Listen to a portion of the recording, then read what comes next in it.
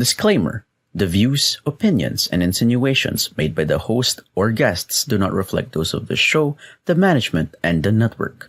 Viewer discretion is advised.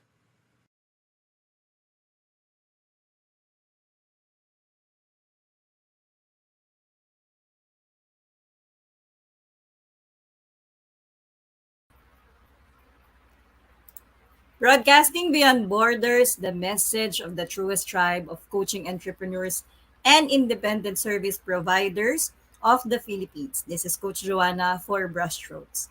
Now in Season 2 here at Think Talk Broadcast, the flagship community project of coaching Think Talk speakers from Life Coach Philippines and members of Coach A coaching community. I'll be back shortly with my guest, Mommy Vivian Lugue or Teacher Vim from Bulacan.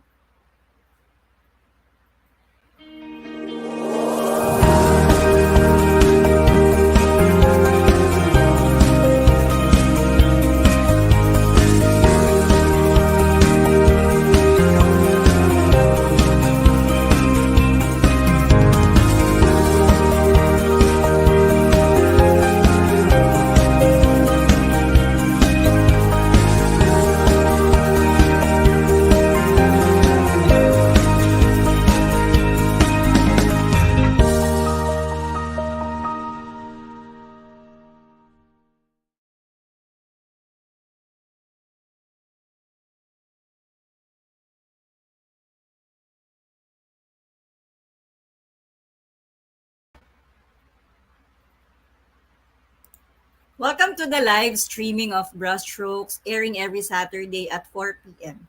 And in this show, I want to help women, especially moms, by letting them see their value and identity as a person, no, which is often neglected or even lost.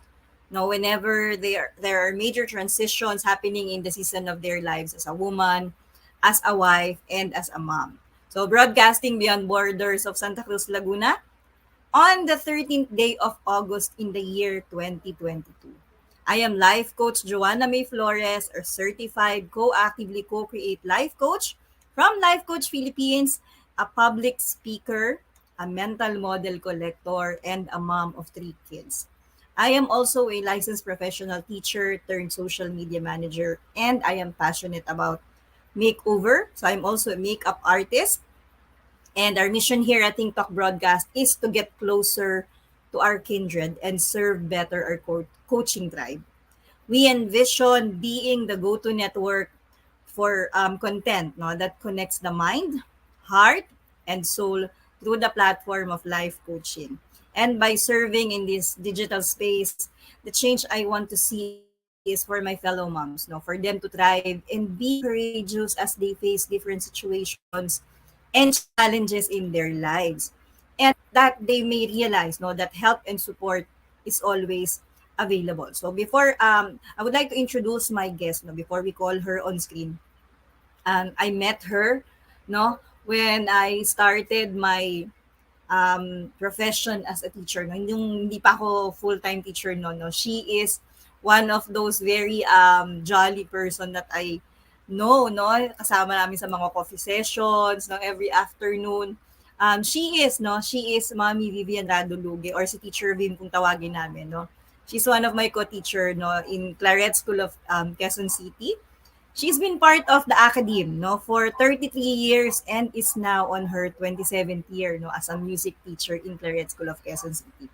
Ang hindi ko makakalimutan sa kanya was when we had yung Joseph and the Amazing Technicolor Dreamcoat na play sa Meralco Theater, kasi she was one of those cast who really sings very well, Si Teacher Vim po, she graduated Bachelor of Music Major in music education at the UST Conservatory of Music. And she's been married for 24 years and was gifted with 2 talented children, si Bianca and si Yael. She's also a member of a covenanted community, ang Ligaya ng Panginoon. So, to tell us more about herself, to share her story, to share inspiration for us, her journey, let me call on screen my guest for today, Teacher Vim. Hi. Good Hello, evening, teacher. everyone. Good evening, Coach Joanna. Hello. So, um, Teacher Vim, since na-mention ko na ikaw ay music teacher, if you are Yeah. to introduce yourself now in a song, what song will it be?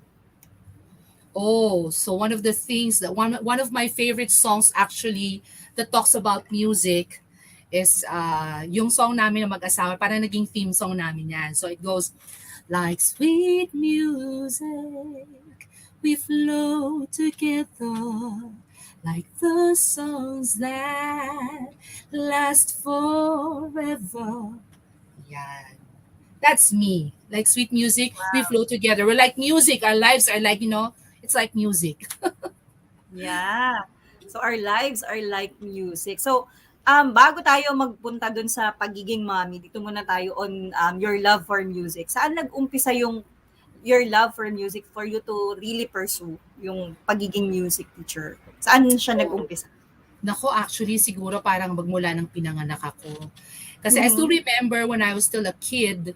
So, actually, hindi ko pa yung sobrang nare-recall. But my inang or my mom used to tell me that, you know what, every time we have a visitor, she would Mhm. call me upstairs. Nasa taas kami, she would call me and tell me that, oh, halika, we have visitors, you have to sing for them. So hanggang sa nakalakihan ko na yon na tinatawag ako sa kwarto, sabi, oh, may bisita tayo, come on, you sing for them. So nakita ko na, siguro I can really sing, but I don't believe that I really sing very well. Mhm.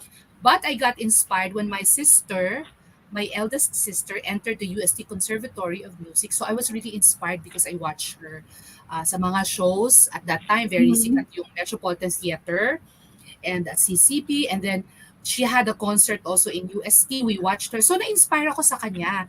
So sabi ko, Mhm. mukhang I also have a calling to enter the conservatory school. So I auditioned. And Mhm. took the exams in UST. So yun na nag-umpisa na mas lalong na minahal ko yung music. Oh, so talaga palang nasa family yung ano, Teacher Mm-mm. Vim, 'no?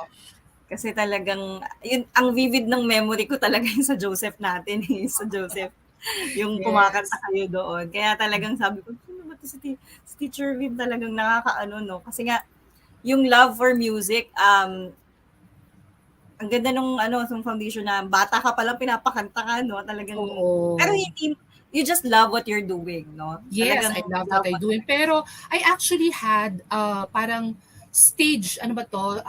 Meron akong fear mhm, yung performing in front of the stage if mhm, I am only by myself. So, para okey. maging confident ako to sing when I was still a kid, and actually hanggang until I graduated high school, I always want to sing confidently if my mom or my inang is in front of me. O kaya any Oh, member of the family is in front of me to show yung parang moral support. Pag wala, isa sa mm, member ng family ko in front, parang sobrang nanginginig ako oo, ano talaga ako na kinakabahan ako. So pati yung voice mo nagche-change na din. So hindi mhm. ako confident. I can sing, I know I can sing, but wala talaga yung talagang confidence ko in singing. Dadating lang yung confidence ko when I see na may inang in front of me or my sisters. Ganon. Ayan. So yun nga yung i-aano ko, Teacher Vim, kasi 'di ba you have may mga gano'n, eh. Ako din even before 'no, Mm-mm. when we transition yung siyempre we are just used to being in the four corners of the classroom, 'di ba? We're Mm-mm. not used to really yun, talking in public and 'yan, kaya gaya nga ng journey din namin in public speaking. And ikaw kasi, na-grasp ko yung na you have a fear but when you see yung si inang mo, 'di ba? Parang meron kang ano, eh, parang security blanket, tama na, Yes, I correct. can That's do true.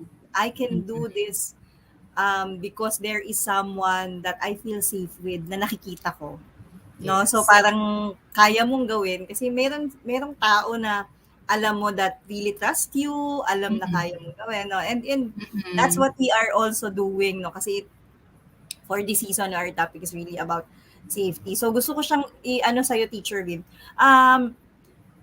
What is it that you know your picture of before nung hindi pa mami si Teacher Vim, kasi I know you're very close to your mom, no, Mm-mm. no, and yung music naka-incorporate na siya sa family. no? Yes. Was there a time that you really used yung mga bonding moments nyo na may mga kantahan? Kasi alam ko, ano kayo eh, nakapunta na ako dun sa house nyo eh, sa Bulacan eh. Mm-mm, Di ba? mm-mm. We have some gatherings like that as well na Mm. may mga kantahan lang, ganyan. Yes, How, meron talaga. Ang inang ko was the very first person who encouraged me to really pursue music, not to pursue the career, no? But Mhm. when I was still a kid, I still remember na kahit hindi naman kami mayaman, Mhm. talagang nag-ipon silang mag-asawa for us to be able to buy a piano and Mhm. ask us to study piano, and hindi kami nagvo-voice lessons before, parang hindi pa ganun kauso nung bata kami. It's more of the piano because she said she did not experience playing music or the piano. So talagang grabe yung encouragement niya na yung hindi niya nagawa when she was still a kid or when she was still in grade school, na ipa-pursue sa amin, na maranasan namin yon. She's very encouraging.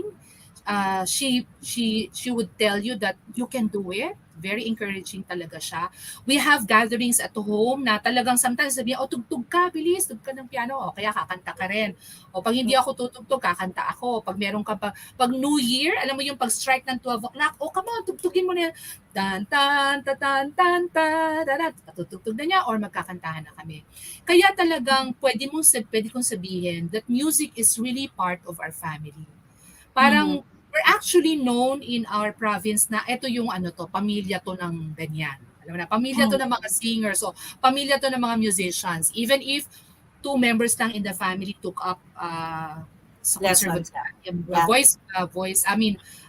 music education. Pero lahat kami really is into music in the family. Mhm. Mhm. Ganda ng kami din ano, I can connect with that kasi kami naman no, no one studied naman. Pero yung alam mo yung bonding moment kasi mostly mga Filipinos gano'n naman talaga eh no Oo. kapagka with regards to music. I remember no, pag may mga gatherings nga din kami, yung sa videoke, Teacher Vim. Yung Oo. bawal yung madami kang i-encode, kailangan isa-isa lang para lahat Para di lahat ba? makakanta. Oo, eh madami din kami. So, if you are to see yourself na with regards to your profession ngayon as a music teacher, how can you say na itong music helped you on your professional career? How is it right now? Mm. Okay, so konting background lang ano. Because when I took up music, when I entered the conservatory school, I actually wanted to be a performer. I Mhm. wanted to be, like my sister, she was performing on stage sa CCP, sa Metropolitan Theater. So that was I wanted. I did not realize that I will be a teacher at first. Mhm. So talagang gusto ko lang maging performer. But actually, something happened to me when I entered the conservatory school. Parang nagkaroon ako ng problem with my voice. Kasi when Mhm. I was in high school, naoperahan ako, wala na akong tonsils. And Mhm. napansin ng aking professor, when she was already preparing me in college when she was preparing me for a scholarship, para mag-audition ako for scholarship kasi she said you can do it, etc. etc. Napansin niya na pag nagre-rehearse kami, para ako nang mamaos, parang ganyan gato. Mhm. So then she realized that wala ka ng tonsil, baka isa yan sa effect, that's why namamaos ka. Parang, parang, Mhm. parang nagkaroon ng problem na parang nakikita niya na hindi ako into performing. Hindi ako Oh. into a singer. Parang naramdaman mo ba yon kung ano yung naramdaman ko na I was so devastated, I was so Mhm. disappointed because the reason why I entered the conservatory school is to be a singer, is to be a Mhm. classical performer. Yeah. But hindi yun ang gusto ni God. Yeah. So parang I was so disappointed, discouraged. I was always crying every time I watch recital in UST. Umiiyak ako kasi dapat nandun ako eh. So I shifted to music education. Pag sinabi ang major mo, music education, magtuturo ka. Hindi ka into performance. You will teach. So syempre, I had no choice because I was already in third year college at that time. Parang ayoko na mag-drop ng school. So I just pursued kahit masama yung loob ko, kahit disappointed ako. But it came to a point that ang lahat ng estudyante magkakaroon pala ng practice teaching. Mm. So, I know, at that time, I knew it. I knew that it was God's call pala for me to be a teacher. So when I started teaching in a public school as part of our units, no, Yes. unang araw ko palang nagtuturo, naramdaman ko yung lukso ng dugo na this is what I want. I Mm-hmm. loved it. The first time I taught the students in ano pa yan, in Vimapa High School, I Mm-hmm. just loved it. And I felt God telling me, this is what I want you to do. Not to be a singer, not to be a performer on stage. It's part of it, but my calling, your Mm-hmm. vocation is to be a teacher, a music teacher. You will still use your voice, you will still sing, but you are using this to mold and encourage students to be, you know, to love music. So yun Yeah. pala yun. So kaya ngayon, alam ko, kahit 33 years na ako nagtuturo, hindi pa rin nawawala yung passion na yun because I knew that it was God who called me to be one. Wow. Ang ganda nung story mo, Teacher Vim, that sometimes kasi God's, our plans is not actually what God planned for us eh. No? Ang ganda nung twist nung story na Yes. you are really passionate performing, pero may narinig kang boses ni God na hindi yan ang plan ko sa'yo, hindi yan ang calling mo. Pero naka-align pa rin siya dun sa gusto mong gawin. Yes, No? correct. That's true. And sometimes hindi yan nakikita ng ibang tao. No, hindi nila agad naririnig yung ito pala yung kasi ang naka-focus sila sa gusto lang nilang gawin. No, but when you truly open na there is a more greater plan for your life at si God kasi yung nagpaplano ng buhay natin eh. 'Di ba? That's correct. And you'll be able to really accept, ito pala yon. And sabi mo nga, 'di ba, even if you're already 33 years no in the academy, andun pa rin yung burning desire, yung pagmamahal mo that you'll be able to really reach children, mold children by your music. No, and I Totoo. remember sabi ko nga sa kapatid ko, kilala mo ba si Teacher Vim? Oo, teacher ko pa yan kasi nga talagang most of my si kuya ko and yung kapatid ko studied in Claret as well. So yan, so shout out pala dun sa mga nanonood sa atin na mga teachers namin sa Claret. If Ah, you are one of the students of Teacher Vim, no, give her some love on the comments as well. Of course, or if you can share one memory na natatandaan nyo with Teacher Vim, no, you can put that on the comments as well. So yun, Teacher Vim, gusto ko let's lang continue mag-add. naman. Okay lang ba? Yes. Gusto ko lang mag-add. Kasi syempre, di ba naalala mo yung desire talaga ng puso ko when I entered the conservatory school is to be a Yeah. performer. Do you know Mm-mm. that God granted that wish? That Mm-hmm. passion. Remember yung kanina binanggit mo, Joseph and the Yes. Amazing Technicolor Yes. Dreamcoat? The Lord allowed me to experience that. Di ba? Mm-hmm. He allowed me to experience performing on stage in Meralco through Claret School. So parang Yeah. sabi ni God, I want to grant the desires of your heart because you have responded to my call as a music teacher or as a teacher, pero bibigyan kita ng reward. And that reward was to experience how it is to perform on stage.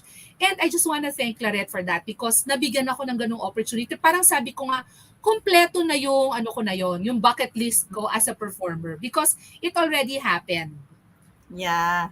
Ang galing ng works of his hands, no, Teacher Vim. Hindi natin alam kung kailan niya i-grant yun, but sabi nga Yes. lagi namin din dito sa life coaching, humility and obedience.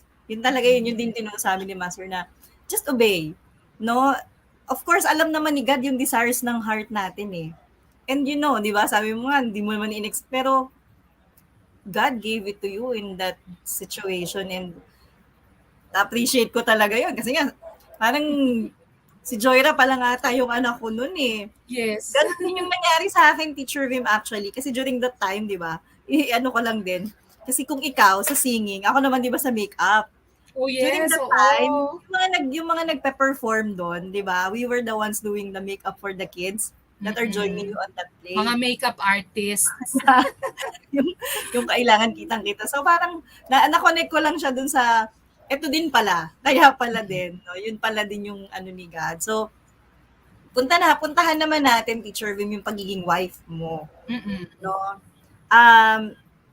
Yung transition mo from really, studying. So how was it with your relationship right now, no, with Sir Noel? Kumusta naman kayo ngayon? Nako, sabi ko nga sa'yo, ang relationship ko ngayon kay Noel, parang feeling ko nga, parang kakakasal lang namin. Parang ganon. Pero syempre, hindi ito perfect relationship, no? Syempre, merong, the normal relationship na mag-asawa. There are arguments, there are, hindi perfect. But, I can say that my relationship with him is really, parang, it was a gift from God. It was indeed a gift from God. Why did I say that? Because uh, umpisa pa lang, I know that it was really God who called us to be together.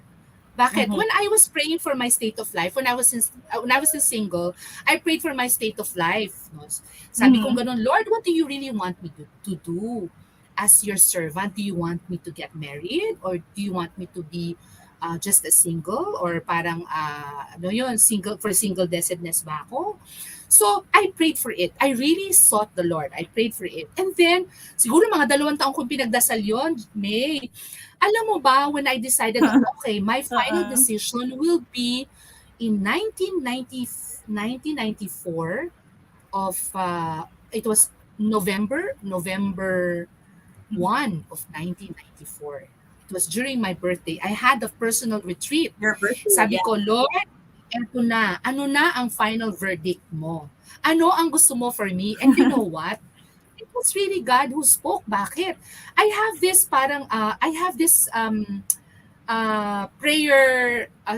prayer booklet that meron siya, it's like para our daily bread.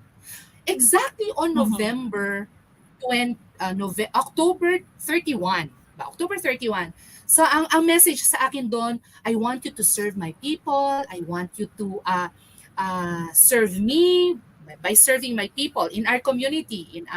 At that time, single pa ako, ang lingkod ng Panginoon. So that mga yapis ang members nito. And then, sabi ko, okay Lord, I am naman serving you. So okay naman ang message na, clear naman. Day ito, sakto ng birthday ko. Alam mo ba, of all the dates, November 1, exactly on my birthday, alam mo ang heading doon nakalagay, you will be a beautiful bride. O, Wow. di ba? Sabi ko, Lord, ano to, bride mo o bride ng isang brother? Nilinaw ko. Pero nung binasa ko yung buong text, it says there, I can still remember, you will be a beautiful bride, not because of the ceremony that you will have. You will be a beautiful bride, not because of the gown that you wear. You will be a beautiful bride because you are now ready to be the spiritual support to your would-be husband. Kasi ready na daw pala ako to be a spiritual support to my would-be husband. That's why I am for marriage, because God has prepared me. So sabi ko, wow, talaga naman. So ready na pala ako, talagang for marriage ako. And then right after that retreat, the first person who asked me, oh, how was your discernment? It was Noel. Mhm. It was him. My husband was the very person who asked me, how was your uh, prayer discernment? What was what was your decision? The Lord said, I will be a beautiful bride. We were very close friends kasi Mhm. we're part of the music ministry. So I shared with him what God told me. And then hanggang sa the following year, 1995, June, so talagang alam ko na, no, nagpe-prepare na din pala siya, June. Sinabi niya sa akin, since magkaibigan kami, so I want you to, be ready, kakain tayo sa labas.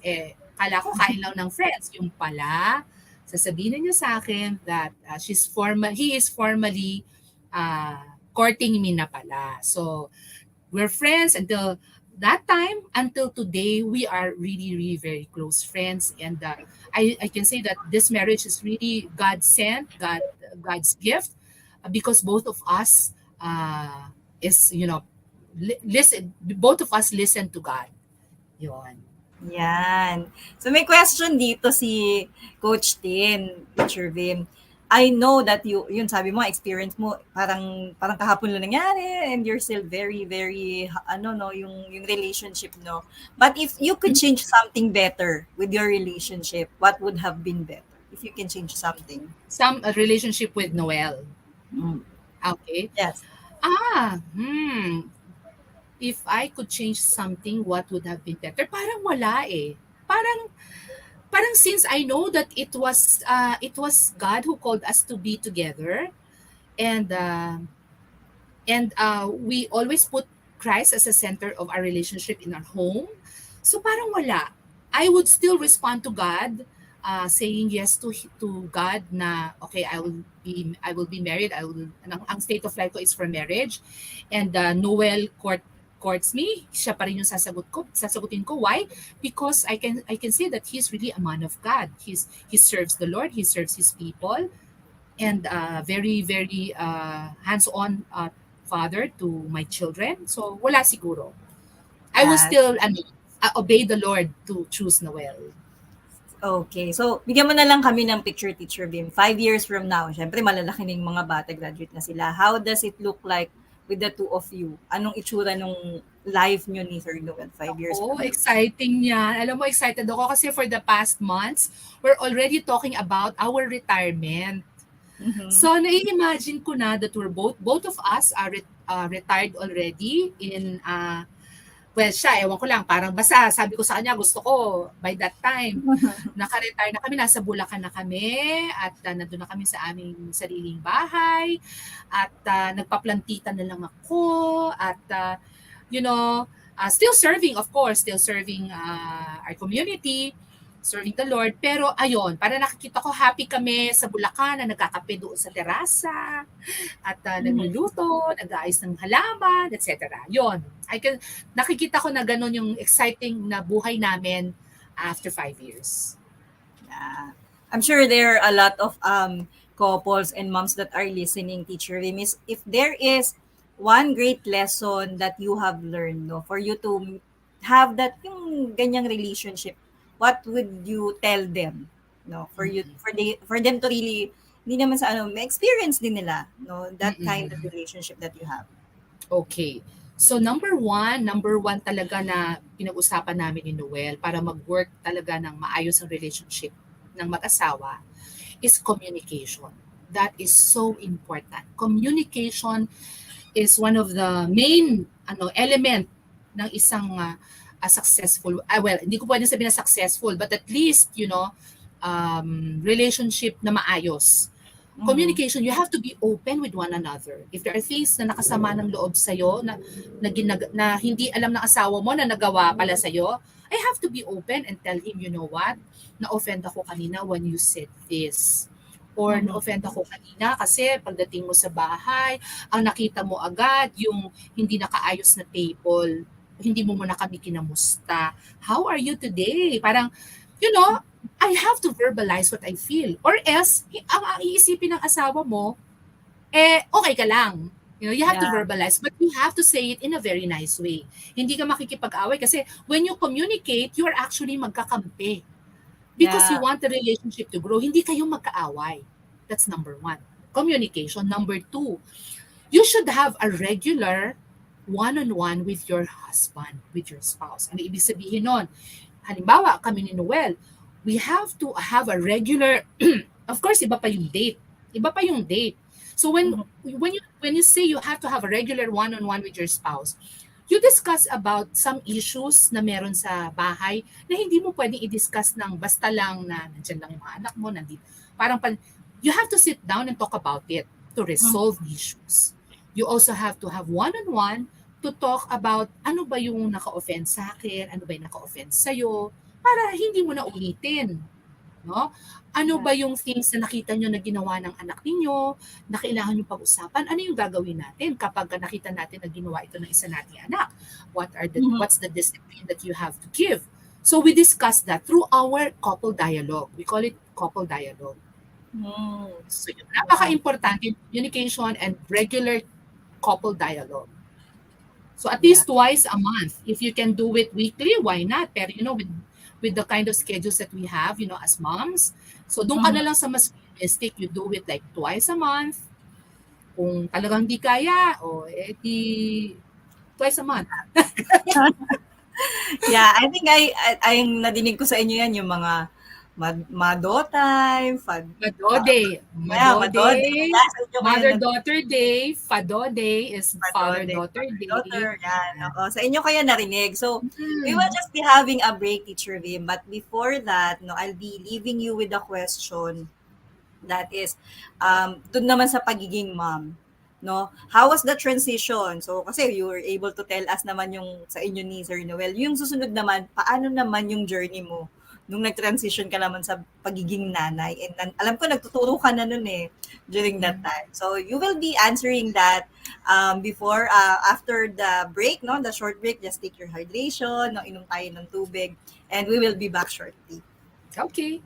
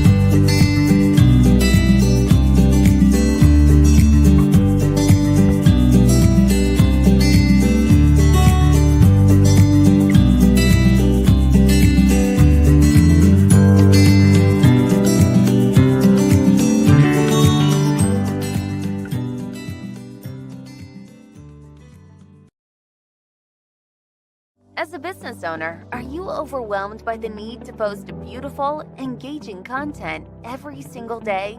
Are you left wondering what to write? Tired of scrolling through stock photos that all start to look the same? Confused by complicated graphic design programs? Rise Up Creatives is here to help. Each month, we give you everything you need to create 31 days of social media content in just 5 minutes a day. Customizable captions, curated lifestyle photos, a drag and drop graphic design tool, and the ability to post directly to your social media accounts. No one else empowers you with these 4 resources all in one place.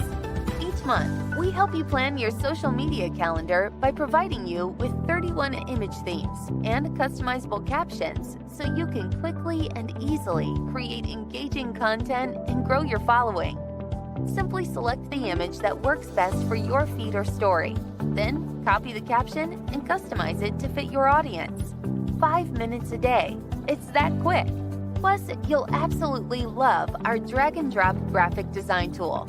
Start from scratch or choose one of our beautiful templates to fit your unique brand. When you're ready to export your design, you can download, email, or post directly to your social media accounts. Here's the truth. Our world needs what you have to offer.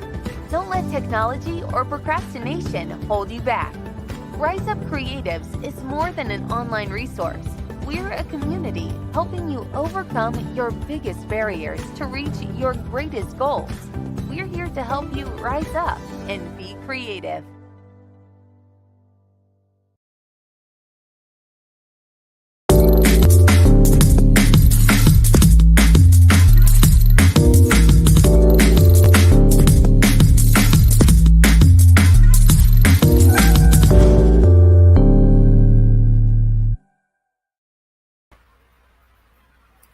We are back for the second part of our 15th episode of Brushstrokes, brought to you by Decaf Coffee Republic, the coaching hub of Life Coach Philippines, and our home as professional certified CACC life coaches.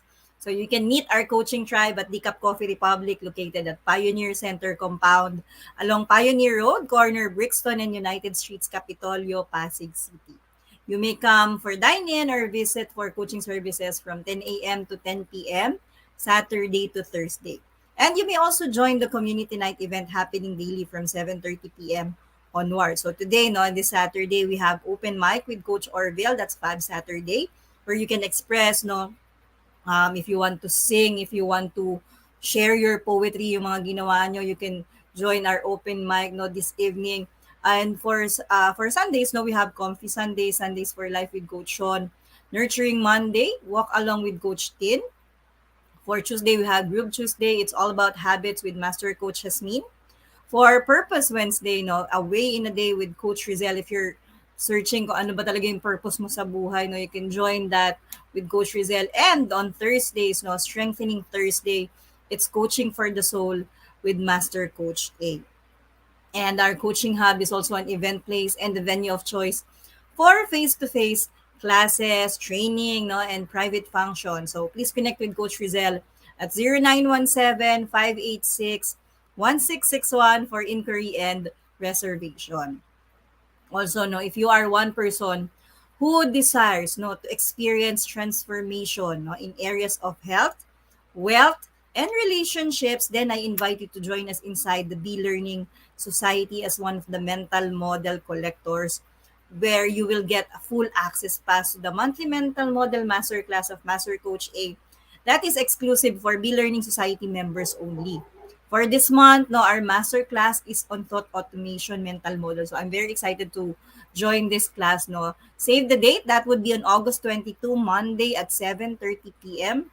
And let's learn, no, the mental model that can help you automate your thinking process so that you can leverage the power of intuition. So, ano ba si B-Learning? No? B-Learning Society is the tent maker of B-Learning Homes for mental fitness, and on top of the food and beverage discount we enjoy from Decaf Coffee Republic, mental model collectors also benefit from a 90-minute free coaching session with senior coaches from Life Coach Philippines.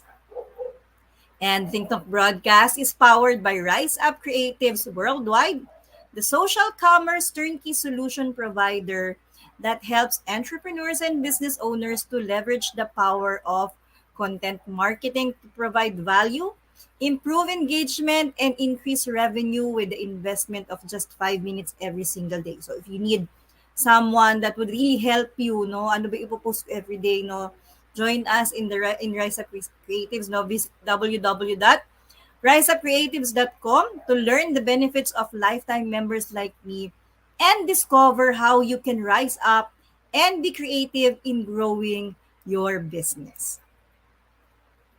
So, before I call back on screen, Teacher Vim, no, I left her with a question kasi she has shared a lot. No, how was the transition? Nung time naman na she knew na magiging mom na siya, how did she feel? So, let's hear her again. Let's call back on screen our guest, Teacher Vim. Hi again. Hi, welcome back, Teacher Vim. So, how was the transition? Kasi we've heard your love story. So, how about naman nung when you found out that you're going to be a mom? How was the journey for that? Yan. So, nung ako naman ay, syempre, pregnant na. Syempre, excited ako. I was very excited. Excited ka kasi alam mo yan, magkakaroon na kayo ng baby. Always praying that the baby that you will have is, talaga, alam mo naman ang gift naman ni God. Nung ganyan, nung ipinanganak na siya, nandun na. Nandun na ang iba ng buhay, di ba? Yeah. So, syempre, nung bagong panganak ka, talagang meron niyang, di ba tinatawag natin na mga parang postpartum. So, Yeah. parang kapag umiiyak yung anak ko at hindi ko mapatahimik, pati ako na naiiyak. Parang ganun. Bakit ayaw na tumigil? Bianca, yung aming daughter, yung panganay namin, grabe siyang iyakin.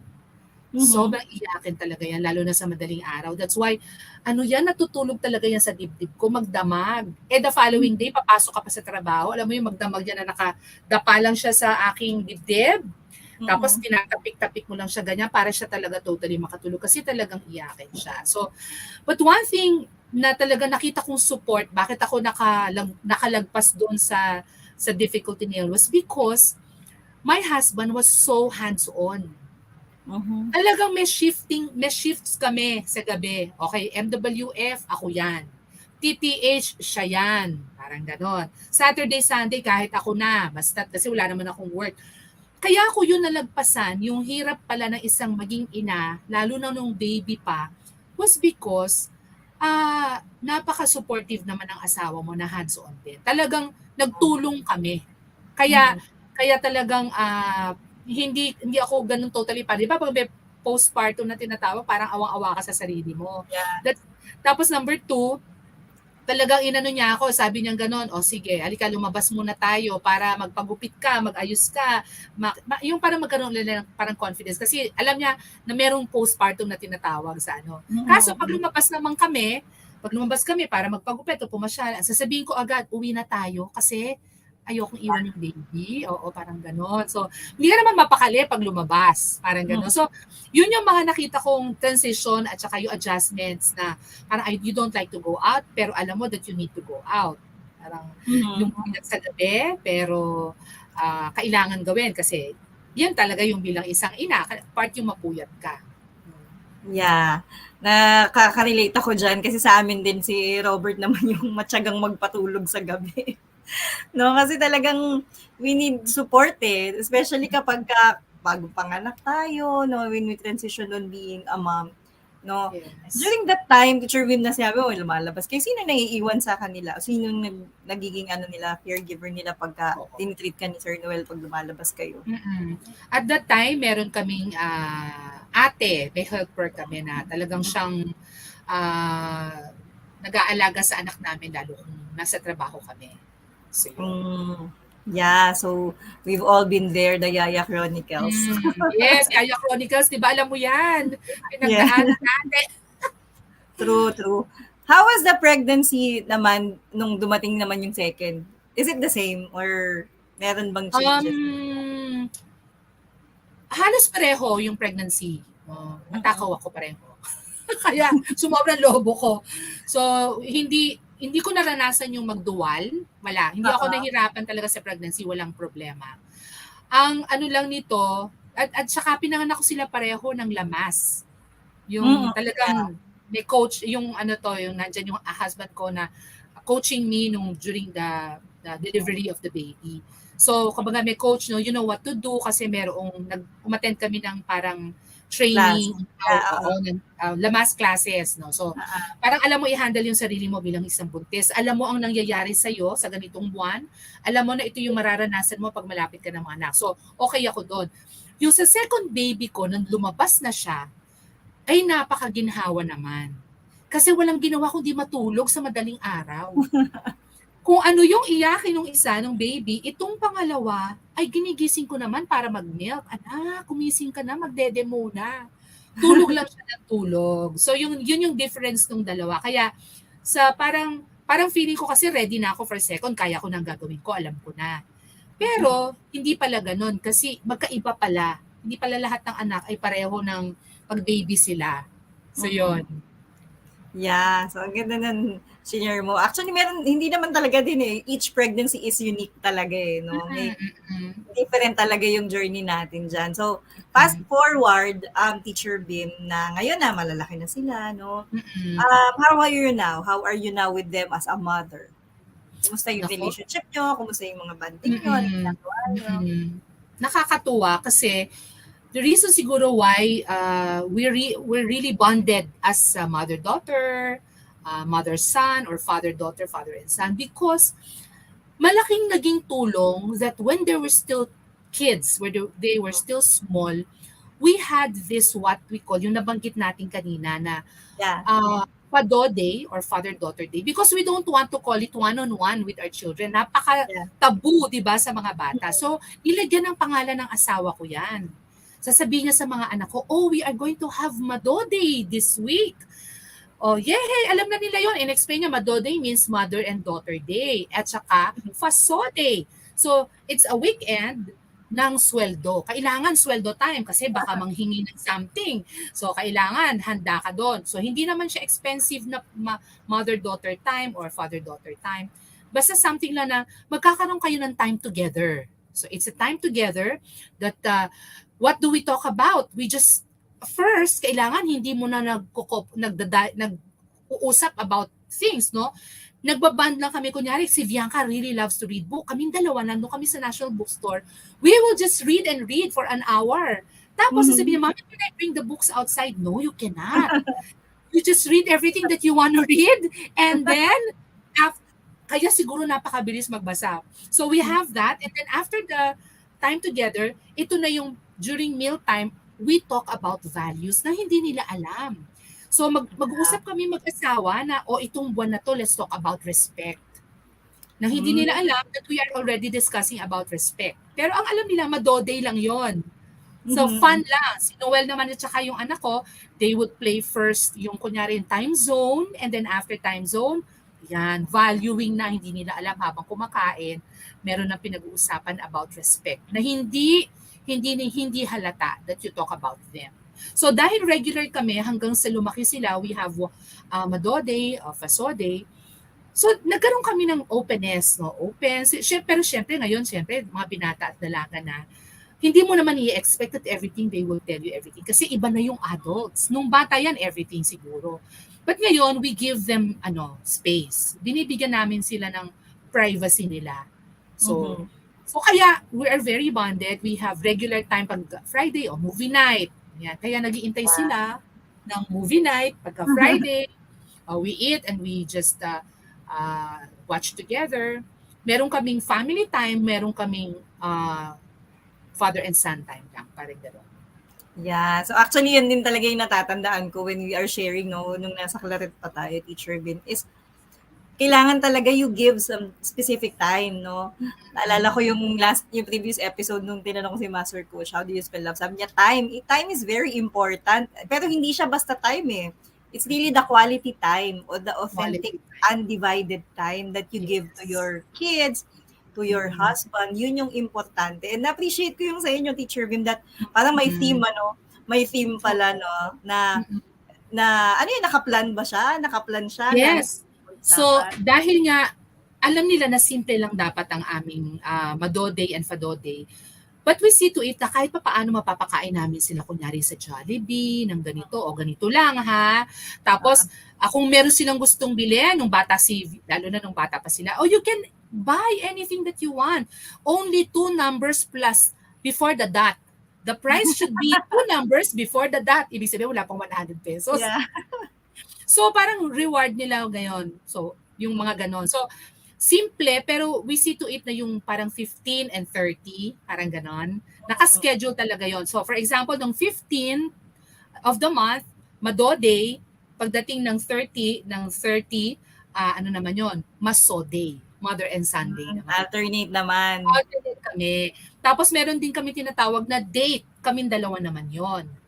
Tapos meron din silang magkapatid. They also have time together. Na parang one-on-one din nila as So ngayon lumalabas na silang dalawa lang. Yes, oo, they watch together as brother and sister, ganyan. Yeah.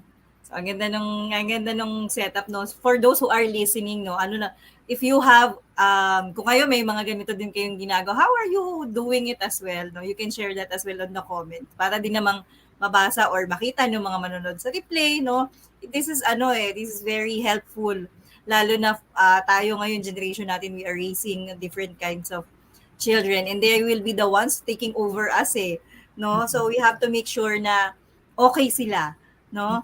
Diba, Teacher Vim? So I appreciate that and ang ganda nung sinishare mo because I'm also learning, no? Ang dami ko rin natutunan. Although I've heard it before no? Pero, gusto ko ding i-add na kasi, di ba, napaka-busy natin na parents. Yeah. We have to let them feel that although we are busy, they are also part of our schedule. They are also part of our busy schedule. Hindi pwedeng puro work o puro service in the community or we serve in the church, etc. Pero saan sila nakalagay doon?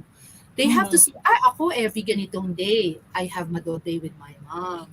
Pag ganitong day, alam nila that they are part of your busy schedule. And that's parang nakakaano ng kanilang self-esteem. Na hindi natin sila nane-neglect. Yeah. Ang ganda nung na yun, Teacher Vim. I appreciate that as well. Ngayon, Teacher Vim, out of all your you have mentioned, ano pa yung gusto mong matutunan? Especially in you being a teacher, being a mom, what do you think you still wanted to learn?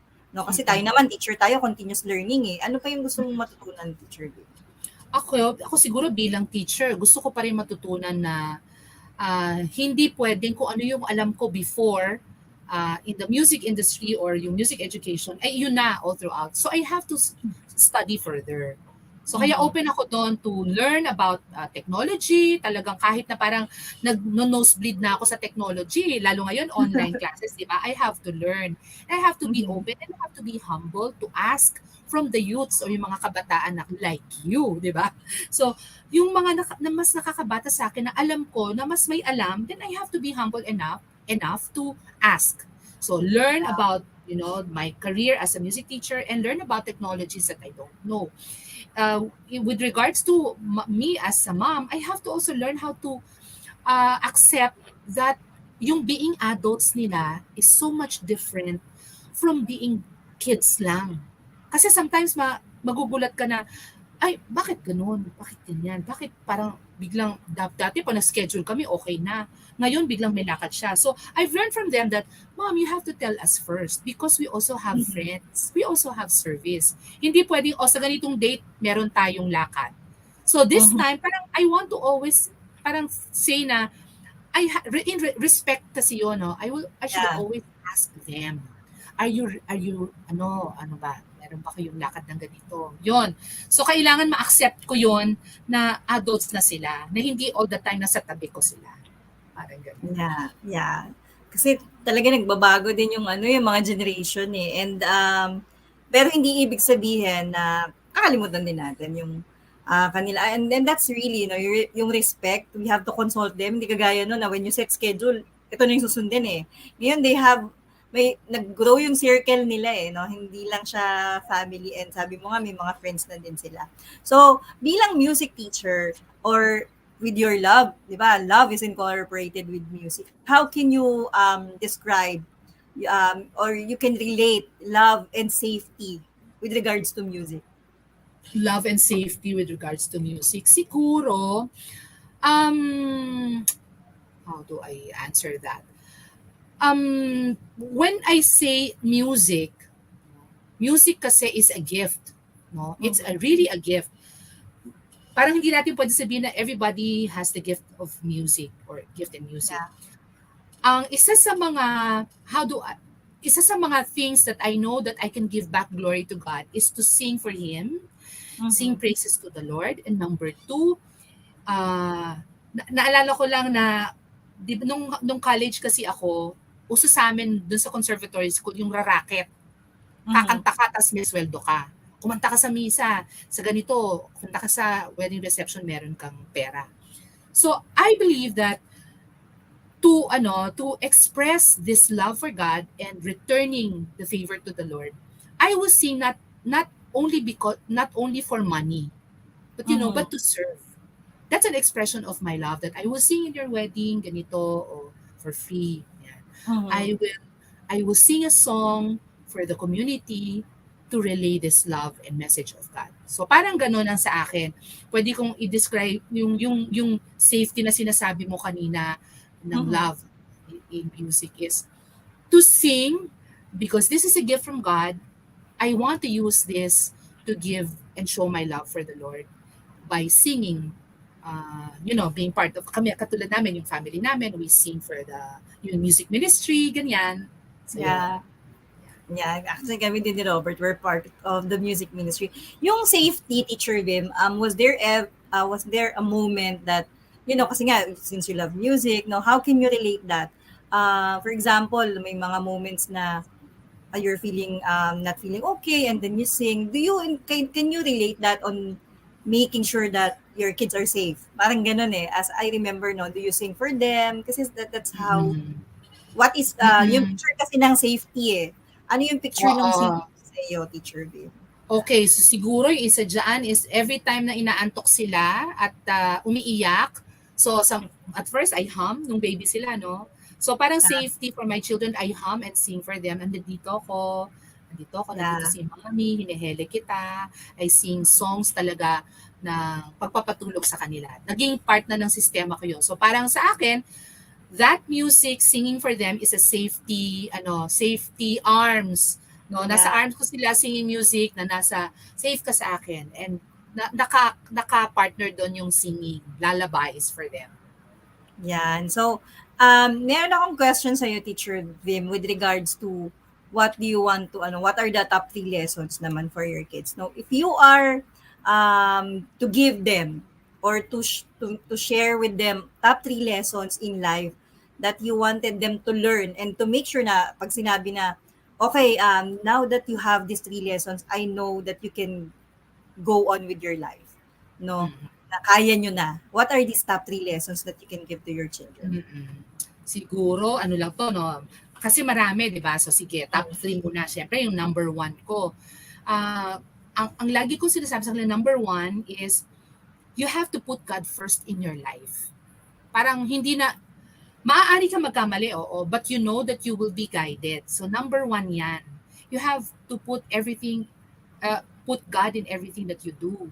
So, paggising mo, sa trabaho mo, sa pag-aaral mo, lift up to God what you do, yung studies mo, ask ka ng help sa Holy Spirit, kay God. So, number 2, they have to be disciplined and responsible para sa sarili nila. Lalo na ngayon. Hindi, kasi not all the time nandito kami. Yeah. Hindi habang panahon nandyan ka para i-check na, nag-ayos ba kayo ng kwarto nyo? Ginawa mo ba yung chores mo? Kasi may chores yan. May tagahugas ng pinggan, may taga-ganito.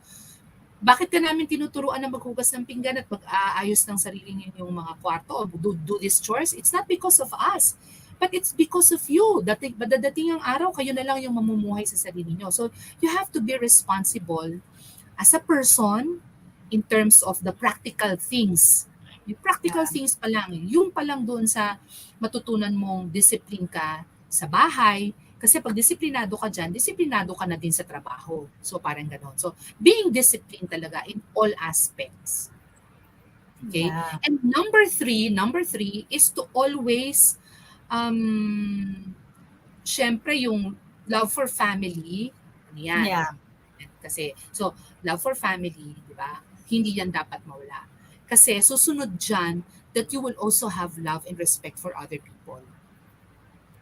So, kung paano mo kami i-respect, dapat ganun din yung pagrespeto na ipakita mo sa ibang tao. O kung paano mo pinapakita ang respeto mo sa ibang tao, dapat yun din yung nare-receive ko. Hindi yung way lang. Parang ganun. So, respect for the family, mag-overflow yan sa ibang tao.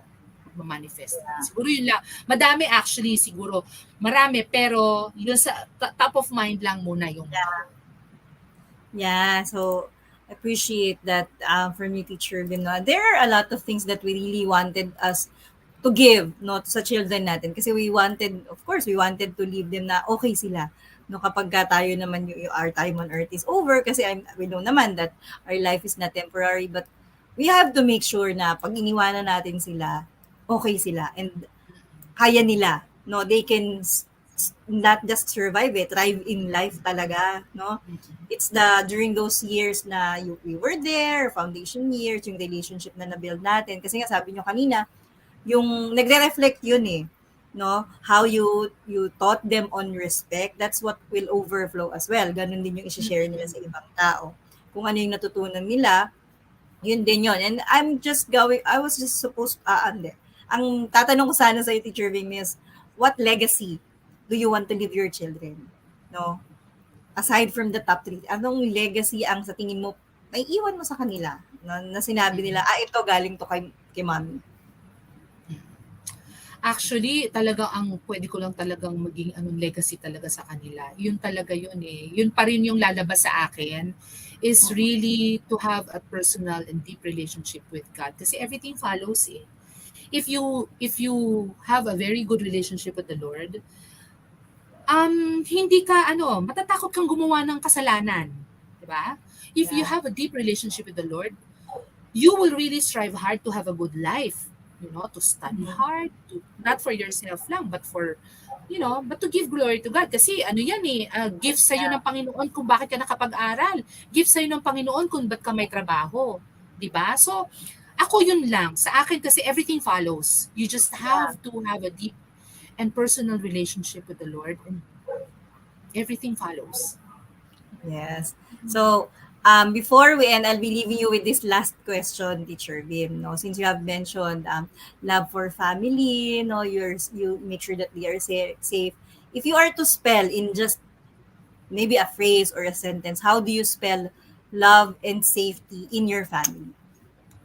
Love and safety in the family. How do I spell love? Ano, Yeah. as in, L as in, ano ko ba yung each letter or just say ano Ikaw, lang? it's up to you. Pwedeng Ako, acronym or how do you sige, pwedeng acronym. So, yung Love Moon L, siguro, naku, ang hirap na mag-ano agad ako ng L is for elephant, hindi, joke. Naalala ko yung kanta na yun. Siguro, L muna is, again, love for God. O is, ano ba? O as in, o come on. wala maiisip, ano. Sige, hindi na lang, ganito na lang. Love and safety for family. How do I spell that? Ano na lang. Love siguro is understanding. So, understanding each differences. Okay? So, pag kasi naiintindihan mo lahat, ang kilala mo, naiintindihan mo, no? You give your understanding, love will come in. Di ba? Kasi love and acceptance. Yun yun. Love and, understanding and acceptance. Yeah. Understanding of who they are and acceptance of who they are. Of, di ba? Acceptance. Yes. So, understanding and acceptance. Iyan yung love sa akin, para sa akin. And then safety is, just safety sa akin ito. Yung tatay kasi nila, regular yan, you hug each other and you say, I love you. You verbalize it and you show it. So that's safety na when you hug, andito ko, safe ka sa akin. I am your father, I'm your mother. I will be here or whatever happens. So that's safety. This hug is safety for me. So understanding and acceptance to show love, and safety is to hug and say that you really love each other. Ayan. So thank you so much, Teacher Vim, for sharing your inspiring stories. A lot of lessons. I'm sure itong mga nanonood sa atin and those who will watch us on a replay will truly, gain a lot of, kasi ang daming knowledge talaga that you have shared and you have inspired us as well on what truly is love and safety inside the family. And I appreciate yung understanding, acceptance. Of course, when you accept your kids for who they are, they will feel safe, no? Nararamdaman talaga nila that they are secure and they can do everything, no? Because they know that you are there. So yan, thank you so much, Teacher Vim. And I'll be seeing you at the backstage later so that we can have picture as well. So thank you for supporting. Thank you so much for inviting me. Thank you So much, Teacher Vim. And thank you for supporting Brushstrokes. And whether you are joining us live, no, or watching us on a replay, please do leave a comment to share your thoughts and insights. So please don't keep us a secret. No, help us serve more people by circulating the link of this video. And as I close, no, I'd like to speak to all the mothers out there. You're working mom, you're a full-time mom, you're a single mom, soon to be mom. We are, no, you are the unsung heroes of the global workforce. No, there is a lot more competition in the working world today that there used to be, 10 years ago. And there seems to be a never-ending need to stand out from the crowd that is tirelessly in pursuit of success. But with the reality of the great resignation comes the great opportunity for every worker to start building wealth and becoming their own version of CEO, even while still being employed full-time. So we invite you to embark on a journey of becoming a coaching entrepreneur like us. Connect at 0917-586-1661 and map your success. As a certified co-actively co-create life coach, the CACC certification program is an international CPD accredited course with 40 credit units. So CACC course includes a 21-day web-based learning with lifetime access, no? A 3-day live coaching bootcamp with Master Coach A, and a 3-day live virtual business bootcamp with senior coaching team. Yan. So the program package also comes with done for you coaching, no? If you that's what you're thinking, there are done for you coaching programs and many other bonuses that coaching professionals can jumpstart in the second fastest growing industry in the world. So life coaching is truly, a 21st century learning experience that is empowering professionals to enhance their skills in multiple domains, thereby increasing their relevance in an increasingly complex workplace and dynamic business environment. Call Coach Rizal now at 0917-586-1661 to join the live coaching bootcamp on September 10, 17, and 24 for online learners. So I also wanted to invite you to watch the other shows hosted here at Think Talk Broadcast. Please follow, subscribe, and engage in our social media accounts at Think_TV on Twitter and Instagram, and Think-Talk Broadcast on YouTube, and give us your review. For partnership and collaboration, please connect with Coach Rizal at 0917-586-1661. So see you on the next episode of Brushstrokes on August 20, live here at Think Talk Broadcast. Your one coaching thought for today is share your aspirations only with those who will support you, not those who will respond with doubt or lack of interest. It should be with people who authentically love you and you feel safe with, because family love is spelled home safety. This is us in the Philippines.